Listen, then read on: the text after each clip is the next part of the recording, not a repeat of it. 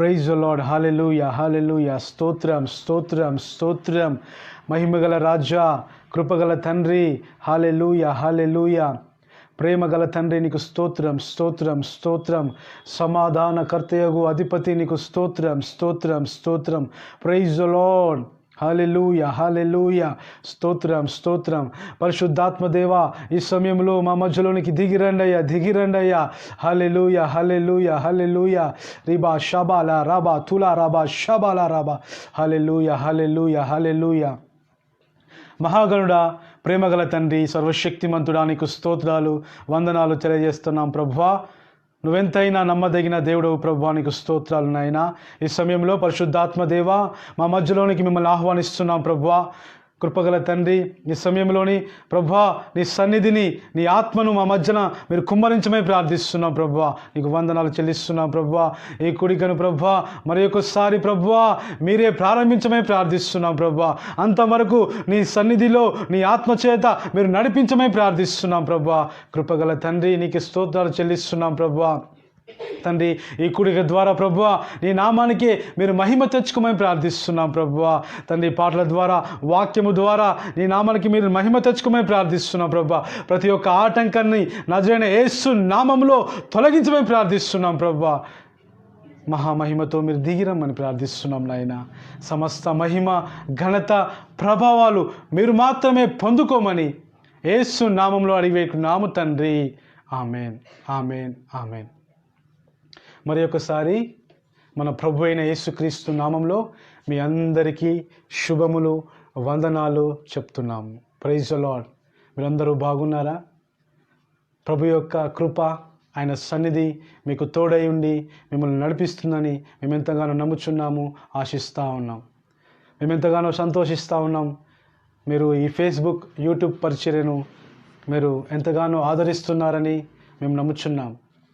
కాబట్టి ఈ సమయంలో యూట్యూబ్ పరిచర్యను కూడా మీరు ఆదరించమని ప్రభు అయిన యేసుక్రీస్తు నామంలో మిమ్మల్ని వేడుకొంటున్నాను. యూట్యూబ్లో సాల్మన్ రాజు కోపూరి అని ఉంటుంది. మీరు దాన్ని టైప్ చేసినట్లయితే పక్కన సబ్స్క్రైబ్ అనే బటన్ ఉంటుంది, దాన్ని ప్రెస్ చేయండి. అదేవిధంగా మీకు నోటిఫికేషన్స్ వస్తాయి, పక్కన బెల్ ఐకాన్ని మీరు ప్రెస్ చేయండి. అదే రీతిగా ఫేస్బుక్లో కూడా మీకు ఏమైనా ప్రార్థన అవసరతలు ఉన్నట్లయితే మాకు మెసేజ్ చేయండి, మేము ప్రార్థన చేస్తాం. ప్రతి విషయంలో దేవుడు మీకు జయాన్ని అనుగ్రహిస్తాడు. Praise the Lord. హల్లెలూయా. ఈ సమయంలో ఒక పాట పాడి మనం దేవుని నామాన్ని మహిమపరుచుకుందాం. ఈ సమయంలో మన మధ్యలో సహోదరి సోని ఉంది. ఒక పాట పాడి దేవుని నామాన్ని మహిమపరచవలసిందిగా ప్రభు పేట మేము ఆహ్వానిస్తూ ఉన్నాను. సోని. Praise the Lord, praise the Lord. Hallelujah, హల్లెలూయా.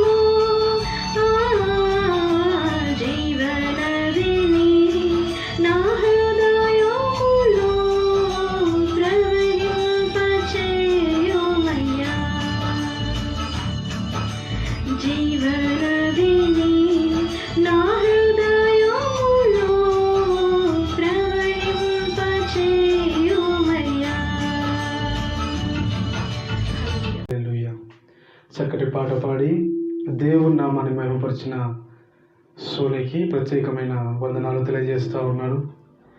దేవుడు ఇంకను ఆ బిడ్డను దీవించి ఆశీర్వదించి అనేకులకు దీవెనకరంగా మార్చినట్లుగా మనం ప్రార్థన చేద్దాం. హాలెలూయా. అందరము మోకరించినట్లయితే మనం వాక్యం నిమిత్తమై ప్రార్థన చేసుకుందాం. పరిశుద్ధుడా, ప్రేమగల తండ్రి, సర్వశక్తిమంతుడా, ఈ సమయంలో ప్రభువా మీరు మాతో మాట్లాడమని ప్రార్థిస్తున్నాం. ప్రభువా తండ్రి, నీ మాటలు ప్రభువా బ్రతికించేవి. ప్రభువా నీ మాటలో జీవం ఉన్నది నాయన. మనుషుడు రొట్టె వలన కాదు కానీ ప్రభువా నీ నోటి నుంచి వచ్చే మాట వలన బ్రతుకును అని నీ వాక్యము సెలవిస్తూ ఉంది. ప్రభువా తండ్రి, ఈ సమయంలో ప్రభువా నీ మాటల ద్వారా మా ఆత్మీయ జీవితాలను ప్రభువా మీరు జీవింప చేయమని ప్రార్థిస్తున్నాం. ప్రభువా నీకు స్తోత్రం.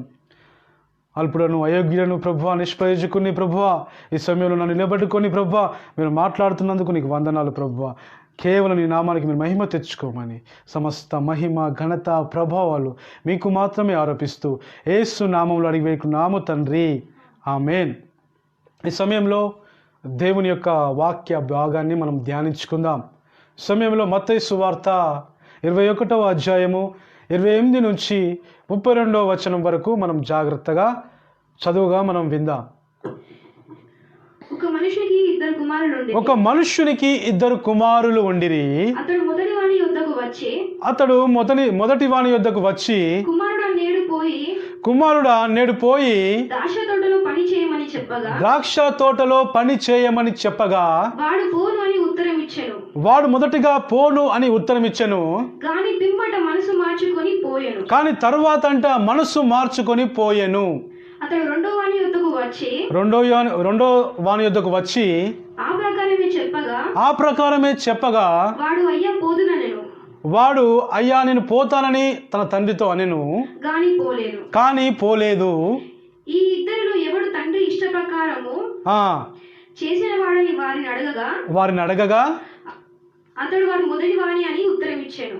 అక్కడ ఉన్నవారు మొదటి వారే అని ఉత్తరం ఇచ్చాను. చదవండి. యేసు సుంకరులను వేశ్యలను మీకంటే ముందుగా దేవుని రాజ్యములో ప్రవేశింతురు అని మీతో నిశ్చయముగా చెప్పుదును. యోహాను నీతి మార్గమున మీ యొద్దకు వచ్చెను, మీరతనిని నమ్మలేదు. అయితే సుంకరులను వేశ్యలను అతనిని నమ్మిరి. మీరు అది చూచియు అది నమ్మునట్లు పశ్చాత్తాప పడకపోతిరి. ప్రైజ్ ది లార్డ్, హల్లెలూయా. చూసారా, ఇక్కడ ఈ వాక్య భాగాన్ని మనం గమనించినట్లయితే యేసు ప్రభు దేవాలయంలోనికి వచ్చి బోధించుచుండగా అక్కడ ఉన్న ప్రధాన యాజకులు, అధికారులు వచ్చి యేసు ప్రభుతో ఇలాగ అంటారు. ఏమని అంటారంటే, నిన్నెవరు బోధించమన్నారు అని యేసు ప్రభును అడుగుతారు. అప్పుడు యేసు ప్రభు ఒక ఉపమాన రీతిగా ఈ ఉపమానాన్ని వారికి చెప్తా ఉంటారు. ఒక తండ్రికి ఇద్దరు కుమారులు ఉన్నారు. వానిలో మొదటి వాడు ద్రాక్ష తోటకు వెళ్ళి పని చేయమని ఆ మొదటి కుమారునికి తండ్రి చెప్పినప్పుడు మొదట వాడు చెయ్యను అని చెప్తాడు. కానీ తర్వాత వాడు తన మనస్సును మార్చుకొని వెళ్ళి పని చేస్తాడు. అలాగనే రెండో కుమారుడు కూడా ఉన్నాడు. ఆ రెండో కుమారుడు మొదటగా తండ్రి ద్రాక్ష తోటలోకి వెళ్ళి పని చేయమని చెప్పినప్పుడు మొదటిగా నేను వెళ్తాను అని చెప్తాడు. కానీ తరువాత నేను వెళ్ళలేదు. ఇప్పుడు ఈ ఉపమానం చెప్పుకుంటూ యేసు ప్రభు అక్కడ ఉన్న ప్రధానులతోనూ అధికారులతోనూ వారి వైపు చూచి ఇలాగున మాట్లాడుతున్నాడు. ఈ తండ్రి యొక్క కుమారులు ఎవడు తండ్రికి ఇష్టమైన కుమారుడు లేదా తండ్రి చిత్తాన్ని చేసిన కుమారుడు అని వారిని అడగగా వెంటనే అక్కడ ఉన్న అధికారులు, ప్రధాన యాజకులు చెప్తున్న మాట మొదటి కుమారుడే అని వారు చెప్తున్నారు. అప్పుడు యేసు ప్రభు వారి వైపు తిరిగి చూచి అదే రీతిగా ఎగ్జాక్ట్లీ సేమ్ మ్యానర్ సుంకరులను వేశ్యలను మీకంటే మొదటిగా పరలోక రాజ్యములో ప్రవేశిస్తారు. ఎందుకు వారు ప్రవేశిస్తారని యేసు ప్రభు అన్నాడంటే, యోహాను మీ యొద్దకు వచ్చి నీతి మార్గమును మీకు బోధించినప్పుడు మీరు ఆయన మాటలు నమ్మలేదు. సుంకరులు, వేశ్యలు వారి మాటలు నమ్మారు, వారి మనస్సును మార్చుకున్నారు, కానీ మీరు మాత్రము నమ్మలేదు. సుంకరులు, వేశ్యలు మారినప్పుడు మీరు కన్నులారా చూచారు, ఆ సంఘటనలన్నీ మీరు కన్నులారా విన్నారు, కానీ మీ మనస్సును మార్చుకోలేదు. చూసారా, ఇంత చక్కటి ఉపమానాన్ని మన ప్రభు అయిన యేసుక్రీస్తు మనకు బోధిస్తూ ఉన్నాడు. ఈ ఉపమానం అంతటిని మనం గమనించినట్లయితే ఈ ఉపమానంలో దేవుని యొక్క చిత్తమును గూర్చిన భారాన్ని మనము గమనించగలుగుతా ఉన్నాం. చూడండి, అందరూ కూడా దేవుని యొక్క బిడ్డలే. అంత మాత్రమే కాదు, కానీ దేవుడు అందరికీ దేవుడై ఉన్నాడు.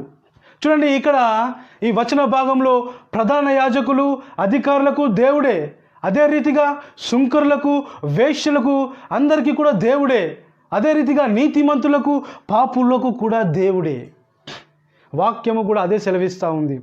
మత్తయి సువార్త 5వ అధ్యాయము 45వ వచనంలో కూడా అదే రాసి ఉంటుంది. ప్రియమైన దేవుని బిడ్డ, ఏమని అక్కడ రాసి ఉంటుందంటే, మంచివారి మీదను చెడ్డవారి మీదను తన సూర్యకాంతిని ఉదయింపజేస్తున్నారంట మన దేవుడు. అంత మాత్రమే కాదు, కానీ నీతిమంతుల మీదను అనీతిమంతుల మీదకును వర్షాన్ని కురిపిస్తున్నాడంట. అంటే మన దేవుడు అందరికీ దేవుడై ఉన్నాడు. మనందరము కూడా ఆయన పిల్లలమే. కానీ ఇక్కడ వ్యత్యాసాన్ని గమనించండి, వారి యొక్క స్పందనను మీరు గమనించినట్లయితే ఇక్కడ దేవుని యొక్క మాటలు అందరూ వింటున్నారు. ప్రధాన యాజకులు వింటున్నారు, అధికారులు వింటున్నారు, సుంకరులు వింటున్నారు, వేశ్యలు వింటున్నారు, కానీ పాపులు మాత్రము ఆయన మాట విని తమ మనస్సును మార్చుకుంటున్నారు. హల్లెలూయా, హల్లెలూయా. కానీ ఇక్కడ నీతిమంతులు ఆయన మాటలు వినకుండా పశ్చాత్తాప పడలేకపోతున్నారు, వారి మనస్సును మార్చుకోలేకపోతున్నారు. ఎందుకంటే వారు తమ స్వంత నీతి మీద ఆధారపడి జీవిస్తూ ఉన్నారు. ఇక్కడ చూడండి, ఈ వచన భాగాన్ని మనం గమనిస్తే మొదటి కుమారుడు మొదట నిన్ను వెళ్ళను, పని చేయను అని చెప్తాడు, కానీ తర్వాత తన మనస్సును మార్చుకొని మరలా వెళ్తాడు, తండ్రి యొక్క చిత్తాన్ని నెరవేరుస్తాడు. ఇక్కడ ఈ వచన భాగంలో చెప్తున్న మాట, తండ్రి చెప్తున్న మాట, ఇద్దరు కూడా నా కుమారులే, కానీ మొదటి కుమారుడు మాత్రమే తన మనస్సును మార్చుకొని పనికి వెళ్తాడు. అలాగనే సుంకరులు, పాపలు కూడా మొదట పాడైపోయి ఉన్నారు, కానీ తర్వాత తమ మనస్సును మార్చుకున్నవారుగా మనం గమనించగలుగుతా ఉన్నాం. చూడండి, మనం జాగ్రత్తగా చూసినట్లయితే ప్రధాన యాజకులు, అధికారులు దేవునికి దగ్గరగా ఉన్నవారు, కానీ ఆయన మాటలు నమ్మడలేదు. వాక్యము కూడా అదే సెలవిస్తూ ఉంది. మత్తయి సువార్త 15వ అధ్యాయము 8వ వచనంలో మనం జాగ్రత్తగా చూసినట్లయితే, వారు తమ పెదవులతో నన్ను ఘనపరుస్తారు, కానీ వారి హృదయము నాకు దూరముగా ఉన్నది అని వాక్యం సెలవిస్తూ ఉంది. ఇక ప్రధాన యాజకులు, అధికారులు కూడా దేవునికి దగ్గరగా ఉన్నవారే, కానీ వారి హృదయము దేవునికి దూరముగా ఉంది. చూసారా, మనం ఈ వాక్య భాగాన్ని జాగ్రత్తగా గమనించినట్లయితే మొదటి కుమారుడు మొదటగా నేను వెళ్ళను అని చెప్పి తరువాత తన మనస్సును మార్చుకొని దేవుని చిత్తాన్ని నెరవేరుస్తూ ఉన్నాడు. కానీ రెండవ కుమారుడు తన మనస్సును మార్చుకోలేదు. మొదటగా వెళ్తా ఉన్నాడు, కానీ తన మనస్సును మార్చుకోకుండా దేవుని చిత్తాన్ని ఎప్పటికీ నెరవేర్చని కుమారుడుగా మనం ఈ వాక్య భాగాన్ని మనం గమనించగలుగుతా ఉన్నాం. చూడండి, దేవుని యొక్క దృష్టిలో ఈ సృష్టి అంతటిలో దేవుని యొక్క చిత్తానికి చాలా ప్రాముఖ్యత ఉంది. ఈ సృష్టి అంతటా కూడా ఏ పని జరిగినా కూడా దేవుని చిత్తము ఆధారంగానే జరుగుతూ ఉంటుంది. హల్లెలూయా, ప్రైజ్ ది లార్డ్. చూడండి, ఈ కడవరి దినాల్లో అందరూ కూడా దేవుని యొద్దకు వచ్చి, నీ నామమున మేము ప్రవచింపలేదా, నీ నామమున మేము దయ్యములు వెళ్ళగొట్టలేదా, నీ నామమున మేము అద్భుత కార్యములు చేయలేదా అని దేవుని దగ్గరకు వచ్చి వారు అడుగుతున్నారంట. అప్పుడు దేవుడు అంటున్న మాట, మీరెవరో నాకు తెలియదు, ఎందుకంటే మీరు నా చిత్తాన్ని నెరవేర్చలేదు, మీరు నా చిత్తాన్ని నెరవేర్చకుండా నా దగ్గరికి వచ్చి ప్రభువా ప్రభువా అని నన్ను పిలుచుట వ్యర్థమే అని దేవుడు మాట్లాడుతూ ఉన్నాడు. చూడండి, దేవుని యొక్క మనస్సులో దేవుని యొక్క చిత్తానికి ఎంత ప్రాముఖ్యత ఉన్నదో గమనించండి ప్రియ దేవుని బిడ్డ. దేవుని యొక్క చిత్తము అనేది చాలా ప్రాముఖ్యమైనది, చాలా విలువైనది. అయితే నీ జీవితంలో నా జీవితంలో దేవుని యొక్క చిత్తానికి మనము విలువ ఇచ్చే వారిగా మనం ఉన్నామా? దేవుని యొక్క చిత్తాన్ని మన జీవితంలో ప్రాముఖ్యంగా మనం ఎంచుకుంటున్నామా? దేవుని యొక్క చిత్తానికే మొట్టమొదటి స్థానాన్ని మనం ఇస్తున్నామా? దేవుని యొక్క చిత్తాన్ని మనం ప్రేమిస్తున్నామా? అందరూ చెబుతున్న మాట, నేను మీరు వాక్యం వింటున్న ఇక్కడ ఉన్న ప్రతి ఒక్కరు చెప్తున్న మాట, అయ్యా మేము దేవుణ్ణి ప్రేమిస్తున్నాము అని ప్రతి ఒక్కరు చెప్తారు కదా. కానీ దేవుని చిత్తాన్ని ఎంతమంది ప్రేమిస్తూ ఉన్నారు? అందరికీ దేవుడు తెలుసు, మన ప్రభు అయిన యేసుక్రీస్తు అందరికీ తెలుసు కదా. కానీ దేవుని చిత్తం ఎంతమందికి తెలుసు? దేవుడు తెలుసు, కానీ దేవుడి చిత్తము తెలియదు. దేవుడు ఏం చెప్తున్నాడో తెలుసు, దేవుడు ఏం మాట్లాడుతున్నాడో తెలుసు, దేవుడు ఏ చిత్త ప్రకారంగా జీవిస్తున్నాడో తెలుసు, కానీ దేవుని చిత్తము నీవు గుర్తెరగని బిడ్డగా ఉన్నావు కదా. ఈ సమయంలో నేను చెప్తున్నాను, నువ్వు దేవుని చిత్త ప్రకారం జీవిస్తున్న వ్యక్తివే. అది ఎలాంటి దేవుని చిత్తం అంటే సాధారణ చిత్తముగా ఉంది. నువ్వు దేవుని నమ్మే విషయంలో దేవుని చిత్తాన్ని చేస్తూ ఉన్నావు. నువ్వు దేవునికి లోబడే విషయంలో దేవుని చిత్తాన్ని చేస్తూ ఉన్నావు. నువ్వు ఒకరిని ప్రేమించే విషయంలో నువ్వు దేవుని చిత్తాన్ని చేసే వ్యక్తిగా నువ్వు ఉన్నావు. కానీ ఇదంతా సాధారణమైన దేవుని చిత్తం. It's a general willing of God కదా. కానీ అది నిజమైన దేవుని చిత్తము కాదు. నిజంగా నువ్వు దేవుని చిత్తాన్ని చేసే వ్యక్తిగా అయితే నీ జీవితంలో దేవుని చిత్తానికి ఒక ప్రత్యేకమైన స్థానాన్ని నువ్వు ఇచ్చే వ్యక్తిగా నువ్వు ఉండాలి ప్రియ దేవుని బిడ్డ, ప్రియ సహోదరుడా, ప్రియ సహోదరి. అంత మాత్రమే కాదు, నీ జీవితంలో దేవుని చిత్త ప్రకారం నువ్వు జీవించే వ్యక్తిగా నువ్వు ఉండాలి. దేవుని చిత్తాన్ని చేసే వ్యక్తిగా, మధ్యవర్తిగా నువ్వు ఉండాలి ప్రియ దేవుని బిడ్డ. హల్లెలూయా, హల్లెలూయా. సీదా జీసస్ క్రైస్ట్ లైఫ్, యేసు ప్రభు యొక్క జీవిత చరిత్రని మనం గమనించినట్లయితే దేవుని యొక్క రహస్యము, దేవుని యొక్క విజయ రహస్యము ఏమిటంటే ఆయన ఏ పని చేసినా కూడా తండ్రి యొక్క చిత్త ప్రకారమే చేస్తూ ఉన్నాడు. తండ్రి చెప్తున్న మాట, దేవుడు చెప్తున్న మాట ఏంటంటే, నా అంతటగా నేను ఏమీ చేయలేదు, నా అంతటగా నేను ఏం మాట్లాడడం లేదు, నా అంతగా నేను ఎక్కడికి వెళ్ళట్లేదు, నేనేమి చేసినా కూడా తండ్రి చిత్త ప్రకారమే చేస్తున్నాను అని మనం దేవుని వాక్య భాగం నుంచి చాలా వచనాలు మనం గమనించగలుగుతూ ఉన్నాం. చూడండి, ఆయన మాటలో దేవుని చిత్తం, ఆయన నడవడికలో దేవుని చిత్తం, ఆయన ప్రవర్తనలో దేవుని చిత్తం, ఆఖరికి ఆయన తినే తిండిలో కూడా దేవుని చిత్తాన్ని నెరవేరుస్తూ ఉన్నాడు మన ప్రభు అయిన యేసుక్రీస్తు. చూడండి, దేవుని చిత్తానికి ఎంత ప్రాముఖ్యత ఉంది. ప్రభు అయిన యేసుక్రీస్తు ఒకే ఒక్క ఆలోచన కలిగి ఉన్నాడు, నేను తండ్రి చిత్తాన్ని చేస్తున్నానా లేదా అని మాత్రమే ఆలోచిస్తూ ఉన్నాడు. అలాగనే చాలామంది భక్తులు బైబిల్లో మనం చూసినట్లయితే అపోస్తలుడైన పౌలు గారే కావచ్చు, 12 మంది శిష్యులే కావచ్చు, అందరూ కూడా దేవుని చిత్త ప్రకారము జీవించినట్లుగా మనం చూస్తూ ఉన్నాం లేఖనంలో నుంచి. అంత మాత్రమే కాదు, పాత నిబంధన భక్తుడైన దావీదు కూడా అలాగనే జీవిస్తూ ఉన్నాడు. దావీదు గురించి మన ప్రభు అయిన యేసు ప్రభు ఇస్తున్న సాక్ష్యం ఏందయ్యా అంటే, ఇతను నా ఇష్టానుసారుడైన మనుష్యుడు, నా చిత్తాన్ని నెరవేర్చే మనుష్యుడు అని దావీదు గురించి మన ప్రభు అయిన యేసుక్రీస్తు సాక్ష్యం ఇస్తూ ఉన్నాడు. ఎందుకంటే తన మనస్సులో ఏదైతే అనుకుంటాడో అది దావీదు చేసే వ్యక్తిగా దావీదు ఉన్నాడు. అయితే నీవు కూడా అలాగనే ఉండాలి ప్రియ దేవుని బిడ్డ, ప్రియ సహోదరుడా, ప్రియ సహోదరి. మన మనస్సులో ఎప్పుడు కూడా మనం ఒకటే ఆలోచించే వారిగా మనం ఉండాలి. మనం దేవుని చిత్తాన్ని చేస్తున్నామా లేదా అనేదే మనం ఆలోచించే వ్యక్తిగా మనం ఉండాలి. మనం ఏ పరిస్థితిలో మనం ఉండవచ్చు, మన పరిస్థితి అనుకూలంగా ఉండవచ్చు లేదా ప్రతికూలంగా ఉండవచ్చు. మన జీవితంలో మనం జయం పొందుకున్న వ్యక్తిగా ఉండవచ్చు లేదా అపజయాల పాలై ఉండవచ్చు. మన గురించి ఇతరులు మంచి సాక్ష్యాన్ని పలకవచ్చు, లేదా చెడ్డ సాక్ష్యాన్ని పలకవచ్చు. నువ్వెవరివైనా సరే, ఏ పరిస్థితుల్లో ఉన్నా సరే, నువ్వు ఒకే ఒకటి నీ మనస్సులో నువ్వు ఆలోచించవలసిన విషయం ఏమిటంటే, నువ్వు దేవుని చిత్తాన్ని చేస్తున్నావా లేదా అనేదే నీ హృదయంలో మెదలాలి. ప్రైజ్ ది లార్డ్, హల్లెలూయా. చూడండి దేవుని బిడ్డ, ఎంత ప్రాముఖ్యత ఉందో దేవుని చిత్తానికి. చూడండి, సుంకరులు, వేశ్యలు అంట మొదటిగా వారు పాపంలో ఉన్నారంట. అసలు వారు దేవుని చిత్తములోనే లేని వ్యక్తులు. కానీ తన తర్వాత తమ మనస్సును మార్చుకొని దేవుని చిత్త ప్రకారంగా జీవిస్తున్నారంట. ప్రైజ్ ది లార్డ్, హల్లెలూయా.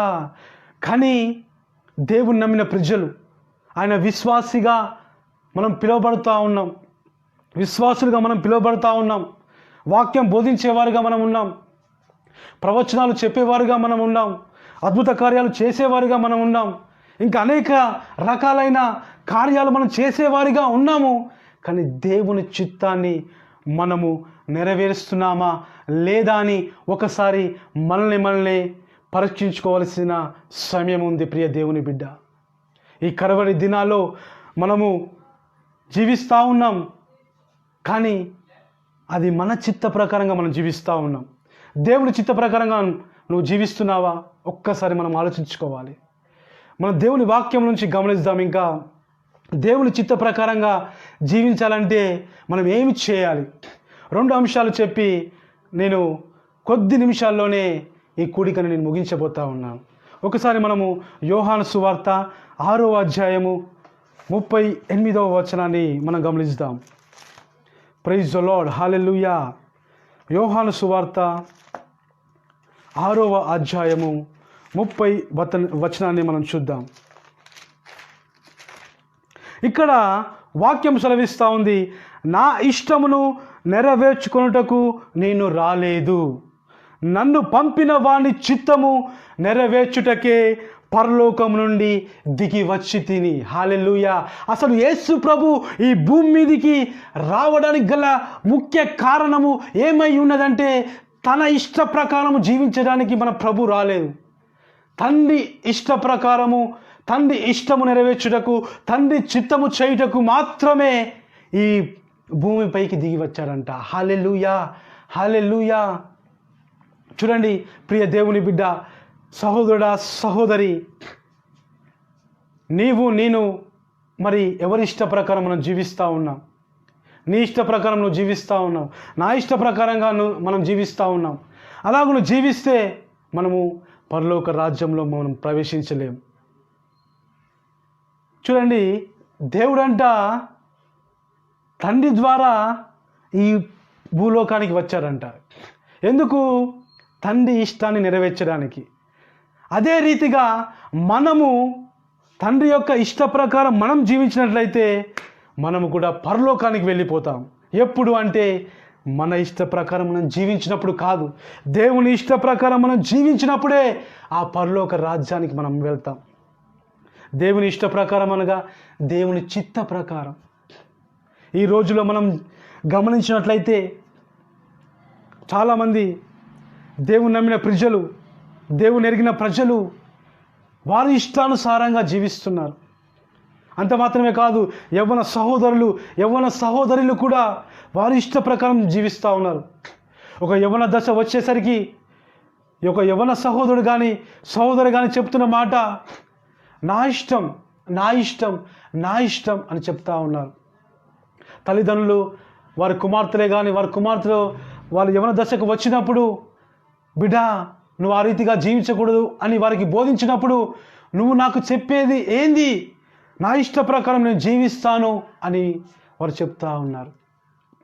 అలాగున చెప్పి వారి విలువైన జీవితాన్ని నాశనం చేసుకుంటా ఉన్నారు. వారి జీవితాన్ని నరకానికి పాత్రులుగా మార్చుకుంటా ఉన్నారు. యవ్వన దశలో ఉన్న సహోదర సహోదరి, నీ ఇష్టాన్ని నెరవేర్చుకోవడానికి నీవు ఈ భూమిపైకి దేవుడు నిన్ను పంపలేదు. దేవుని చిత్తాన్ని నెరవేర్చాలని, దేవుని ఇష్టాన్ని నెరవేర్చాలని మన ప్రభు అయిన యేసు క్రీస్తు నిన్ను నన్ను సృష్టించి ఉన్నాడు. హల్లెలూయా, హల్లెలూయా. చూడండి, నాకు తెలిసిన ఒక యవ్వన సహోదరుడు ఉన్నాడు. అతను చాలా మంచివాడు, ఎప్పుడు మంచిగా పలకరించేవాడు, మంచిగా ఉండేవాడు. నేను అటు ఇటు వెళ్ళినప్పుడు నాకు కలిసేవాడు, తన యోగక్షేమాలు నాతో పంచుకునేవాడు. కానీ ఒక దినాన అతడు ఉరివేసుకొని మరణించాడు. నాకు చాలా ఆశ్చర్యం అయిపోయింది. అరే, సడన్గా ఎందుకు ఇలాగూ ఉరివేసుకొని చనిపోయాల్సిన అవసరం ఏముంది ఈ యవ్వన సహోదరుడికి? ఎంత బాధ ఏమొచ్చింది అని నేను నా హృదయంలో నేను దుఃఖపడ్డాను. అప్పుడు అక్కడ ఉన్న వాళ్ళ ఫ్రెండ్స్ని నేను అడిగినప్పుడు, ఎందుకు ఈ సహోదరుడు చనిపోయాడని నేను అడిగినప్పుడు వాళ్ళు చెప్తున్న మాట నా హృదయాన్ని చాలా వేదనకు గురి చేసేయింది. వాళ్ళు చెప్తున్న మాట ఏంటంటే, అదే కాలనీకి చెందిన ఇంకొక సహోదరి, ఆ సహోదరికి పెళ్ళయింది, 2 పిల్లలు కూడా ఉన్నారు. అంత మాత్రమే కాదు, తనకు భర్త కూడా ఉన్నాడు. ఆ సహోదరితో ఈ సహోదరుడు అక్రమ సంబంధం పెట్టుకున్నా ఉన్నాడు. అక్రమ సంబంధం పెట్టుకొని అలాగున తన జీవితాన్ని కొనసాగిస్తూ ఉన్నాడు. అలాగున జీవితాన్ని కొనసాగిస్తూ ఒక దినాన తన ఇంటికి వచ్చి తన తల్లిదండ్రులతో, తన సహోదరునితో చెప్తున్న మాట, నేను ఆమెను పెళ్లి చేసుకుంటాను అని ఆ కుటుంబీకులతో చెప్తా ఉన్నారు. వాళ్ళు చాలా ఆశ్చర్యపోయారు. ఏంట్రా నువ్వు ఇలాగ మాట్లాడుతూ ఉన్నావు, నీకు అసలు బుద్ధి ఉందా లేదా అని వారు హెచ్చరించారు. వారి సహోదరుడు కూడా గద్దించాడు. అంత మాత్రమే కాదు, అదే రోజు రాత్రి ఆ సహోదరు యొక్క భర్త వచ్చి కూడా అతనిని గద్దించాడు, భయపెట్టాడు.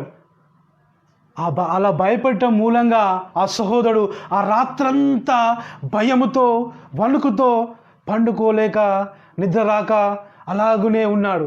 అలా ఉండి ఆ రాత్రికాల సమయంలో ఉరి వేసుకున్నాడు. చాలా దుఃఖకరం, చాలా బాధాకరం. ఎందుకంటే ఈ యవ్వన సహోదరుడు తన ఇష్టానుసారంగా ప్రవర్తించాడు.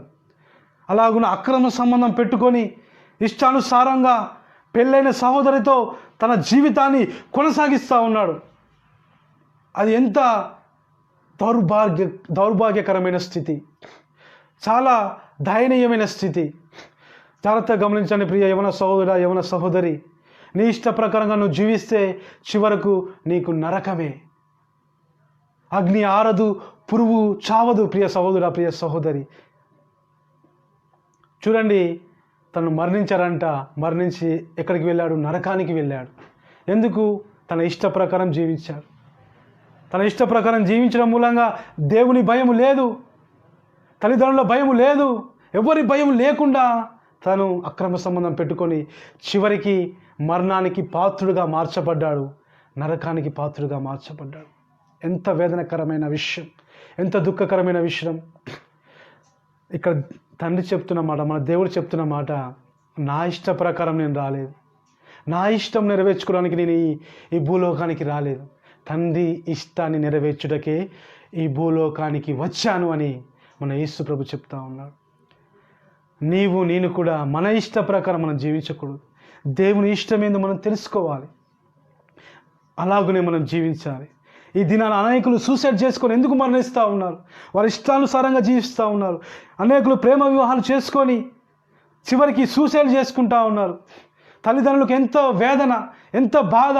నవమాసాలు కని పెంచి పోషించి ఒక ఉన్నతమైన భవిష్యత్తులో వాళ్ళని చూడాలని ఆశించిన తల్లిదండ్రులకు హృదయ వేదన, హృదయ కోత మిగులుతూ ఉంది చివరికి. ఎందుకంటే వారి ఇష్ట ప్రకారం జీవిస్తూ ఉన్నారు, వారి ఇష్టానుసారంగా జీవిస్తూ ఉన్నారు. ప్రియ దేవుని బిడ్డ, నీ ఇష్టాన్ని నెరవేర్చుకున్నకు నువ్వు ఈ భూలోకానికి రాలేదు. తండ్రి ఇష్ట ప్రకారం నెరవేర్చుకుంటకే నువ్వు ఈ భూలోకానికి పంపబడ్డావు. అదే రీతిగా మనం ఇంకో వాక్య భాగాన్ని చూద్దాం. రోమీలకు రాసిన పత్రిక 12వ అధ్యాయం 2వ వచనాన్ని మనం గమనిస్తాం. రోమీలకు రాసిన పత్రిక 12వ అధ్యాయం 2వ వచనాన్ని మనం గమనిస్తాం.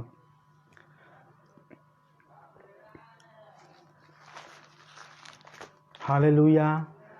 మీరు ఈ లోక మర్యాదను అనుసరింపక ఉత్తమమును, అనుకూలమును, సంపూర్ణమును అయిన దేవుని చిత్తమేదో పరీక్షించి తెలుసుకున్నట్లు మీ మనస్సు మారి నూతన మగుట వలన రూపాంతరము పొందుడి. Praise the Lord. హల్లెలూయా. చూచారా ఎంత చక్కగా దేవుడు మనకు బోధిస్తున్నాడు, ఎంత చక్కగా దేవుడు మనతో మాట్లాడుతూ ఉన్నాడు. ఈ లోక మర్యాదను అనుసరింపక, చాలామంది చేస్తున్న పని ఏంటంటే దేవుని నమ్ముకుంటున్నారు, దేవుని వాక్యాన్ని వింటున్నారు, ప్రార్థన చేస్తూ ఉన్నారు, దేవుని మందిరానికి వెళ్తూ ఉన్నారు, ఆరాధన చేస్తూ ఉన్నారు, అన్య భాషలు మాట్లాడుతూ ఉన్నారు. కానీ చివరకు లోకానుసారంగా జీవిస్తూ ఉన్నారు. అలాగూ జీవించడానికి నిన్ను నన్ను దేవుడు ఎన్నుకోలేదు ప్రియ దేవుని బిడ్డ. ఉత్తమము, అనుకూలము, సంపూర్ణమైన దేవుని చిత్తమేదో పరీక్షించి నువ్వు తెలుసుకోవాలి. ఎలాగ నువ్వు తెలుసుకుంటావు? మనం జాగ్రత్తగా గమనించండి ప్రియ దేవుని బిడ్డ. ఒక వ్యక్తితో మనం సహవాసం చేస్తే అతని యొక్క స్వభావాలు మనకు తెలుస్తాయి, అతని యొక్క గుణగణాలు మనకు తెలుస్తాయి. ఎప్పుడు అతనితో సహవాసం చేసి అతన్ని పరీక్షించినప్పుడు అతనిలో ఉన్న మంచితనమే కావచ్చు, అది చెడుతనమే కావచ్చు, అతని లోపాలే కావచ్చు, అతని యొక్క గుణగణాలే కావచ్చు, అవన్నీ కూడా మనకు తెలుస్తాయి. ఎప్పుడు అంటే అతనితో నువ్వు సహవాసం చేసినప్పుడు. అలాగులే దేవుని చిత్తము ఏంటో నీకు తెలియాలంటే నువ్వు దేవునితో సహవాసం చేసే వ్యక్తిగా నువ్వు ఉండాలి ప్రియ సహోదరుడా, ప్రియ సహోదరి. దేవునితో సహవాసం అనగా ఆయన వాక్యంతో సహవాసం, ప్రార్థనతో సహవాసం, దివారాత్రములు నువ్వు వాక్యంని చదివే బిడ్డగా నువ్వు ఉండాలి. అప్పుడే నీవు దేవుని చిత్తాన్ని గుర్తెరుగుతావు ప్రియ దేవుని బిడ్డ. నువ్వు దేవునితో సహవాసం చేయకుండా దేవుని యొక్క చిత్తాన్ని నువ్వు తెలుసుకోలేవు. దేవుని యొక్క చిత్తం నీకు తెలియకపోతే నీ మనస్సు మారది, నువ్వు రూపాంతరపరచబడవు. నువ్వు ఎప్పుడైతే దేవుని చిత్తాన్ని తెలుసుకుంటావో, దేవునితో సహవాసం చేస్తావో, అప్పుడు నీ మనస్సు మారి నువ్వు రూపాంతరపరచబడతావు. ఎలాగున రూపాంతరపరచబడతావు అంటే సాక్షాత్తు ఆయన పోలికలోనికి నువ్వు మార్చబడతావు. హల్లెలూయా, ప్రైజ్ ది లార్డ్. ఆయన స్వభావం నీలోనికి వచ్చేస్తుంది. నువ్వేం మాట్లాడినా నీ మాటలు కాదు, ఆయన మాటలే మాట్లాడతావు. నువ్వెక్కడికి వెళ్ళినా నీ సొంత నడక కాదు, ఆయన నడిపించిన మార్గంలోనే నువ్వు వెళ్తావు. హల్లెలూయా, ప్రైజ్ ది లార్డ్. నువ్వే కార్యము చేసినా కూడా నీ సొంత కార్యము కాదు, కానీ దేవుని చిత్త ప్రకారమైన కార్యాలే నువ్వు చేస్తావు. ఎప్పుడు అంటే దేవుని చిత్తాన్ని నువ్వు పరీక్షించుకొని తెలుసుకున్నప్పుడే, ఆయనతో సహవాసము చేసినప్పుడే. ప్రైజ్ ది లార్డ్, హల్లెలూయా. చూసారా దేవుని చిత్తానికి ఎంత ప్రాముఖ్యత ఉందో. దేవుని చిత్తాన్ని లేకుండా నువ్వు నీ జీవితంలో నువ్వు విజయాన్ని సాధించలేవు. నీ ఇష్ట ప్రకారం నువ్వు జీవిస్తే పరలోక రాజ్యంలో ప్రవేశించలేవు. కాబట్టి ఈ వాక్యం వింటున్న ప్రియ యవన సహోదరే కావచ్చు, ఇక్కడ కూర్చున్న వారే కావచ్చు, నీవైనా నేనైనా మనందరము కూడా ఒక్కసారి మనం ఆలోచించిన విషయం, మనము దేవుని చిత్తాన్ని చేస్తున్నామా లేదా, ఆయన చిత్త ప్రకారం మనం జీవిస్తున్నామా లేదా అనేదే ప్రాముఖ్యం. చూడండి, మనం ఎన్ని చేసినా అది వ్యర్థమే. అందుకే వాక్యంలో మనం ఇంతకుముందు గమనించాం, నీ నామములో మీ దయ్యములు వెళ్ళగొట్టాం, అద్భుత కార్యములు చేశాం, ప్రవచించాం. కానీ వారు ఏం చేయలేదంట? తండ్రి చిత్తాన్ని చేయలేదంట. తద్వారా ఏమైంది? వారు పరలోక రాజ్యానికి అర్హులుగా మార్చబడలేకపోయారు. దానికి గల కారణం ఆయన చిత్తాన్ని నెరవేర్చలేకపోయారు. వారంతా ఎవరు? దేవుని నమ్మిన ప్రజలే, దేవుని నమ్మిన బిడ్డలే, విశ్వాసులే, ఉపదేశకులే, కాపరులే, ప్రవచింపేవారే, దయ్యాన్ని వెళ్ళగొట్టినవారే. వీరందరూ కూడా ఎవరు? ఆయన ప్రజలే, ఆయనతో ఉన్నవారే. కానీ వారి జీవితంలో దేవుని చిత్తాన్ని నెరవేర్చలేకపోయారు. కాబట్టి ప్రియ సహోదరుడా, ప్రియ సహోదరి, ప్రియ దేవుని బిడ్డ, ఈ కడవరి కాలంలో, ఈ అంత్యకాలంలో మనము దేవుని చిత్తాన్ని చేయాలి. ప్రైజ్ ది లార్డ్, హల్లెలూయా. కాబట్టి ఈ మాటలు విన్న నీవు ఆయన మాటల ప్రకారం జీవిస్తూ, ఆయన చిత్ర ప్రకారం జీవిస్తూ ఆ పరలోక రాజ్యానికి మనం సిద్ధపడదాం. హల్లెలూయా. దేవుడు ఈ మాటలు మన వినికిడిలో దీవించి ఆశీర్వదించి ఫలింపచేయునుగాక. ఆమేన్. అందరూ కళ్ళు మూసుకుందాం, మనం ప్రార్థన చేసుకుందాం. ప్రైజ్ ది లార్డ్, హల్లెలూయా. స్తోత్రం, స్తోత్రం, స్తోత్రం, స్తోత్రం. గొప్ప దేవా నీకు స్తోత్రం. అద్భుతకరుడా, ఆశ్చర్యకరుడా నీకు స్తోత్రం. ప్రభువా, ఈ సమయంలో ప్రభువా మమ్మల్ని ప్రేమించిన ఆయన మీరు మాట్లాడిన ప్రతి మాటను బట్టి నీకు స్తోత్రాలు, వందనాలు ప్రభువా నీకు స్తోత్రం ప్రభువా. నిజంగానే ప్రభువా మా జీవితంలో ఎన్ని చేసినా కూడా అది వ్యర్థమే, కానీ నీ చిత్త ప్రకారంగా చేసినప్పుడు మాత్రమే మా జీవితంలో అది విలువైనదిగా ఉంటుంది ప్రభువా. ఇది మొదలుకొని ప్రభువా నీ చిత్తాన్నే మా జీవితంలో ప్రాముఖ్యంగా ఎంచుకునే కృప, అభిషేకం మాకు దయచేయమని ప్రార్థిస్తున్నాం ప్రభువా. తండ్రి నీకు స్తోత్రాలు చెల్లిస్తున్నాం ప్రభువా. తండ్రి అనేకులు జీవిస్తూ ఉన్నారు, కానీ ప్రభువా నీ చిత్త ప్రకారం జీవించలేకపోతూ ఉన్నారు ప్రభువా. తండ్రి మీరు మాతో మాట్లాడిన ఈ మాటలను బట్టి నీకు వందనాలు స్తోత్రాలు చెల్లిస్తున్నాం ప్రభువా. ఇది మొదలుకొని ప్రభువా నీ రాకడ పర్యంతం వరకు ప్రభువా నీ చిత్తానుసారంగా మేము జీవించుటకు కావలసిన అభిషేకం దయచేయమని ప్రార్థిస్తూ ఉన్నాను ప్రభువా. వచ్చిన ప్రతి బిడ్డను కూడా మీరు పేరు పేరున దీవించండి, ఆశీర్వదించండి. అదేవిధంగా ఈ లైవ్లో వీక్షిస్తున్న ప్రతి బిడ్డను కూడా మీరు దీవించి ఆశీర్వదించండి. నీ చిత్త ప్రకారం జీవించే బిడ్డలుగా మీరు మార్చి పరలోక రాజ్యానికి వారసులుగా మార్చమని యేసు నామంలో అడిగి పొంది ఉన్నాము తండ్రి. ఆమేన్, ఆమేన్. హల్లెలూయా, హల్లెలూయా. దేవుడు మిమ్మల్ని దీవించి ఆశీర్వదించునుగాక.